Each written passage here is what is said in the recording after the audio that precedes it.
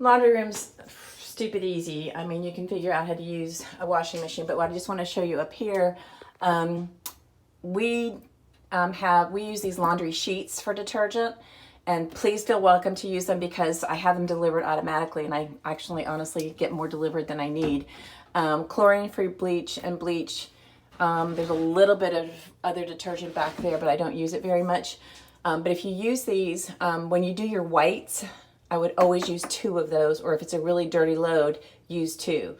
Otherwise, one of those things is great. Let me just show you what happens with them. They're just these little sheets. They're really great. I like what they do for the environment, or don't do the environment. So this is just, that's the little sheet right there.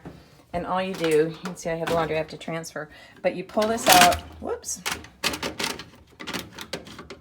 Don't know my own strength. Come on. There we go.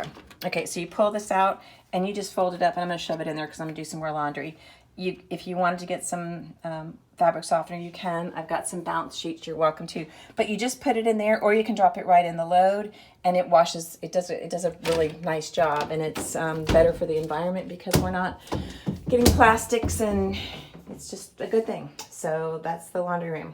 Oh, and there's Swifters and brooms and stuff in here.